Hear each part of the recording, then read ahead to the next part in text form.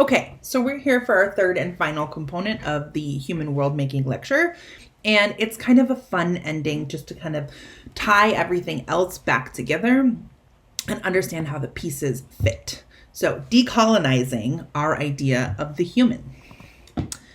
One of the things that we tend to think, especially in Western knowledge producing systems like a university, is we tend to think that the type of knowledge that we have access to, or to which we have access, is somehow superior to the kinds of knowledges that other cultures and peoples practice. But I want to highlight here in our final little bit, which will be short and should be mostly just fun, I want to highlight the fact that traditional practices, they're not just making a comeback, but they're being, how should we say, science is catching up to the fact that these traditional practices actually worked, right? They actually had a functional background, and that is why they became traditional practices, beliefs, or knowledge systems, because they got something right.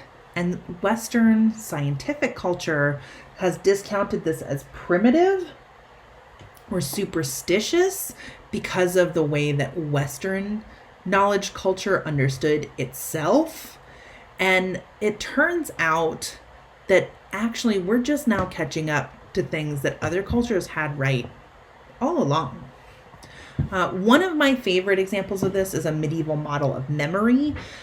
So for a long period of time in between the Middle Ages and modern cognitive neuroscience, we had a version of memory, or we believed in a version of memory that was almost like a photograph or like a print medium, where you could imprint a kind of copy of what really happened.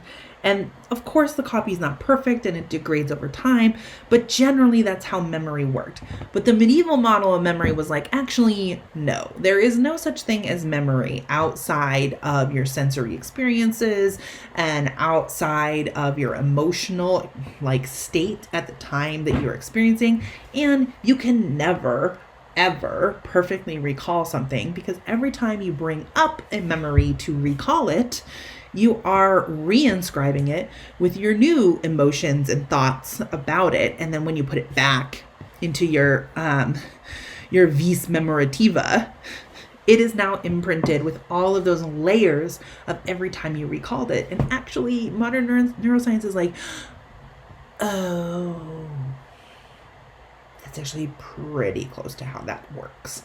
But they looked at medieval diagrams and they're like, they literally thought there was a container in the brain. So this would have been the sensus communis, where all of your sensory information was taken in and mixed together, and then it would move in here and it would form a kind of image, but not just visual, right? Like a multisensory image to which your estimativa would attach your emotional impressions, and your cogitativa would attach your thoughts and your logical, rational assessments. And then it would form, it's called an image, right? It would form the imagines, the images of memory. And in order to keep them, you would then pass them through the vermis into the vis memorativa.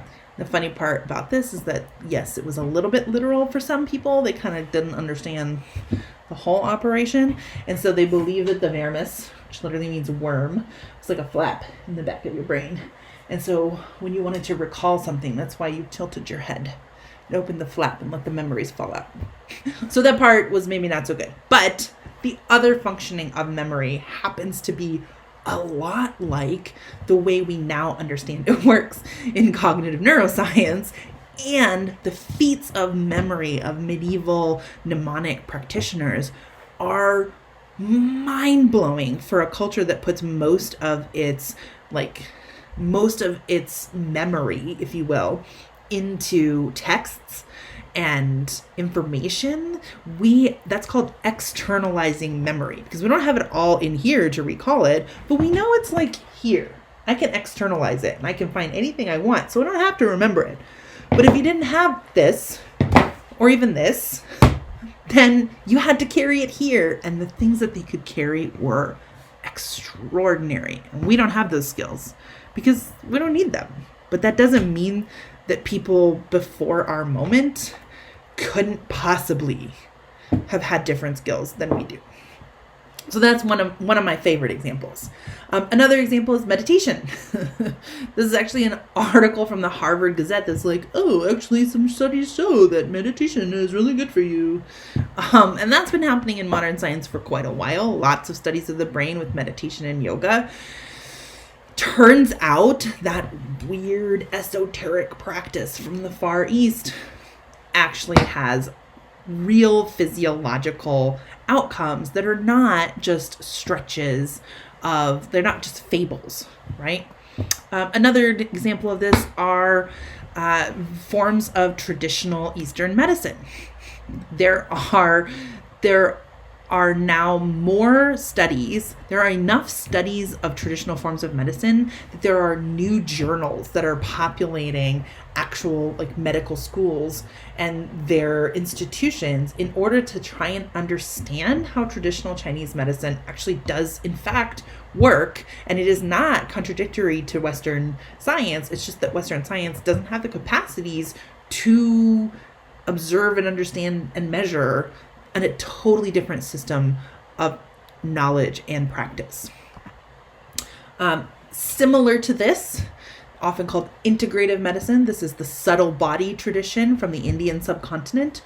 You may know it as the chakra system. Like, yes, there's a lot of woo out there with white lady yoga, but the traditional system of the chakra and the understanding of the subtle bodies actually is something that Western science is like, well, maybe there's something to that.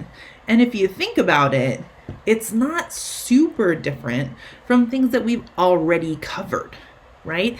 In fact, it lines up really well with a model we've already looked at. It just kind of flip-flops the love and belonging and the esteem.